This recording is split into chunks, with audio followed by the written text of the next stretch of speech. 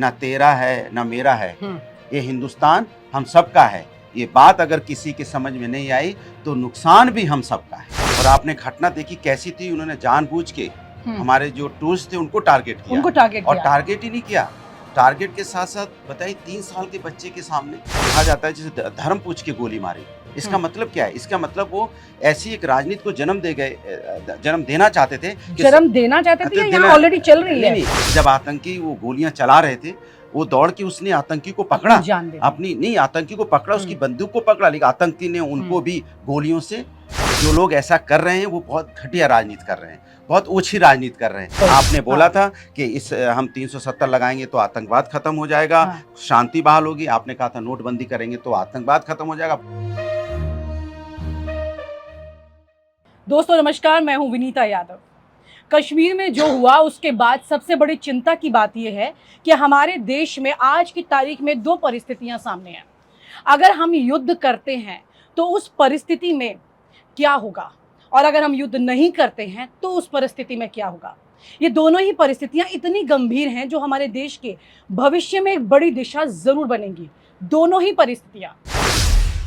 हमारे साथ समाजवादी पार्टी के प्रवक्ता हैं इस वक्त, राष्ट्रीय प्रवक्ता अनुराग भदौरिया। उन्हीं से समझेंगे। रोजाना इस पर चर्चा हो रही है, तमाम डिबेट्स कर रहे हैं, चर्चाएं हो रही हैं।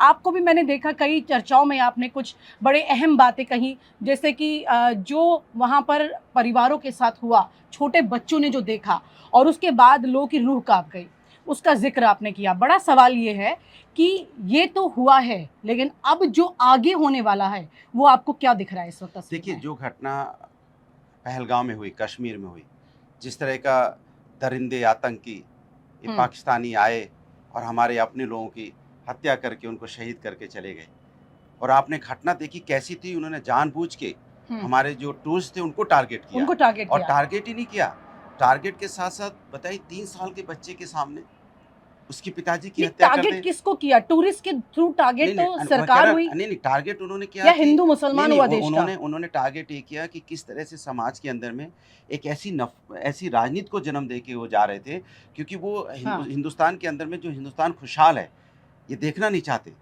तो इन्होंने, जब कहा जाता है जैसे धर्म पूछ के गोली मारी, इसका मतलब क्या है? इसका मतलब वो ऐसी एक राजनीति को जन्म देना चाहते थे, जन्म देना चाहते थे, यहाँ ऑलरेडी चल रही है। नहीं, वो लेकिन उनकी भी कोशिश यही थी कि वो एक राजनीति को एक ऐसी राजनीति को जन्म हवा देना चाहते थे, या राजनीति को जन्म देना चाहते थे जिससे कि समाज के अंदर में जो हमारा ताना बाना है, जो अनेकता में एकता है, वो डिस्टर्ब हो।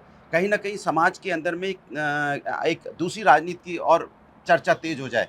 लेकिन हिंदुस्तान हमेशा से एक है। वहाँ आपने देखा एक शायद वहाँ पे जो सैयद आदिल हुसैन जो व्यक्ति थे, उनके वहाँ पे अपना वो लोगों के घोड़ों पे बैठा के घुमाते थे।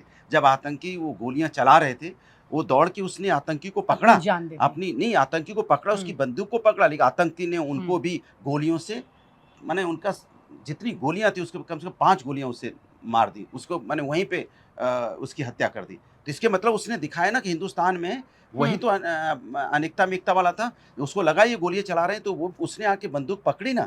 हिंदुस्तान में हमेशा हम सब एक हैं। उसने बंदूक पकड़ी, लेकिन इसका जिक्र कितने लोग कर रहे हैं, ये भी तो सवाल बन रहा है ना। वो लोग कुछ लोग अगर नहीं करना चाहते तो करें।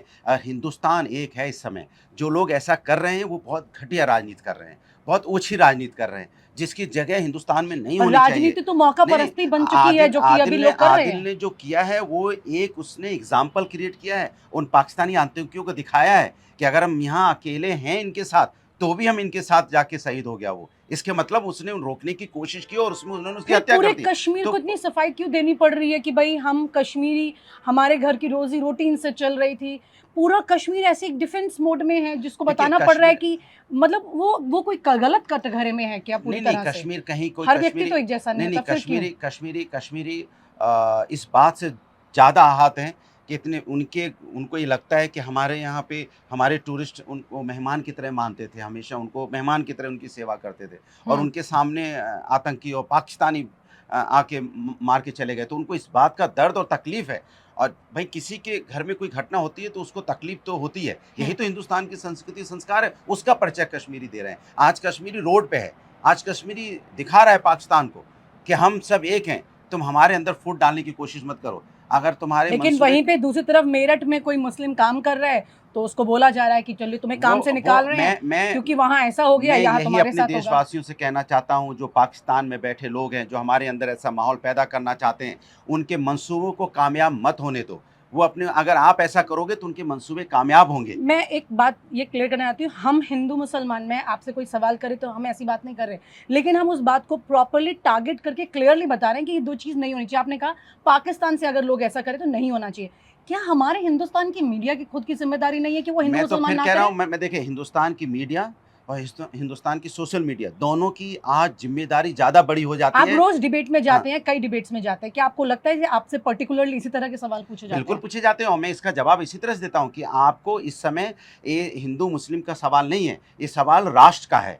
राष्ट्र सबसे बड़ा है और हम सब राष्ट्र के हिस्सा हैं, चाहे हिंदू हो, मुस्लिम हो, सिख हो, ईसाई हो। हमारा जो इसमें जो आतंकी है वो पाकिस्तानी है, हमें जवाब पाकिस्तानी को देना है, हमें आपस में नहीं देना है, हमें आपस में एक रहना है। और इसका परिचय लोग दे भी रहे हैं। आज हिंदुस्तान एक साथ खड़ा है। कुछ लोग जो इसकी नफरत, इस राजनीति को इसको जो रंग देने की कोशिश कर रहे हैं, उनसे मेरा आग्रह है, उन मीडिया बंधुओं से आग्रह है, उन सोशल मीडिया वालों से आग्रह है कि कृपया इस तरह की राजनीति को जन्म मत दीजिए। हिंदुस्तान हमेशा से एक रहा है, आगे भी एक रहेगा। आप अपनी छोटी फायदे के लिए हिंदुस्तान के अंदर में ये सब डिबेट। एक आखिरी सवाल, लोग ना एक नैरेटिव लेके चलने लगे हैं आज की तारीख में, एक परसेप्शन बन जाता है और उसी के आधार पर उनका जहन चलता है।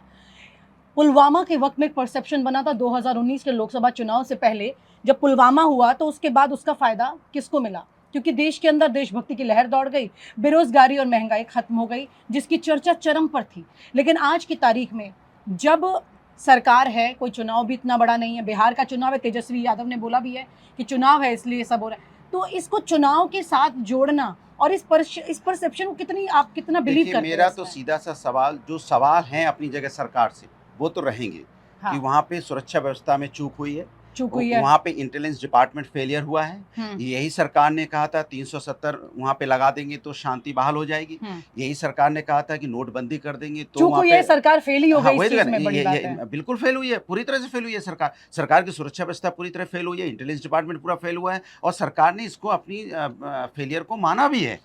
सरकार माना भी हो, मानना भी चाहिए। तो मैं सरकार से सवाल पूछना चाहता हूँ, आपने ही तो कहा था कि और सबसे बड़ी एक आपने कहा था, मेरा एक सवाल और यहाँ खड़ा होता है, जैसे सुरक्षा व्यवस्था की बात है, कश्मीर में कितनी जगह हैं? एक बोट हाउस है श्रीनगर में जहाँ टूरिस्ट जाता है, गुलमर्ग में जाता है, पहलगांव में जाता है, यही इन सब यही तो टूरिस्ट प्लेस हैं। अब विश्वास नहीं होगा तो ये सरकार की जिम्मेदारी बनती है कि जहाँ टूरिस्ट प्लेस हैं वहाँ तो सिक्योरिटी होनी चाहिए, वहाँ तो व्यवस्थाएं होनी चाहिए, वहाँ क्यों नहीं थी? इसी का तो सवाल है। ये सवाल जिसके पति की उसमें शहादत हुई है, हत्या हुई है, वो भी तो उठा रही है। गुजरात की जो शैलेश जी की जो मौत हुई है, उनकी पत्नी भी तो ये सवाल पूछ रही है कि अगर हमें सुरक्षा नहीं दे सकते तो वहाँ पे हम लोग को वहाँ जाने नहीं देना चाहिए था। आपके पास सुरक्षा नहीं थी तो हमें अलाउ नहीं करना चाहिए था, और वहाँ 20-25 मिनट तक हम इंतजार करते रहे, कहीं कोई हमारी मदद के लिए भी नहीं आया। तो सवाल वो भी यही उठा रही है, सवाल ये सरकार से हम भी यही उठा रहे हैं, और ये सवाल हैं और रहेंगे सरकार से। तो अनुराग भदौरिया के अंदर आज जो तकलीफ है वो एक समाजवादी की तकलीफ है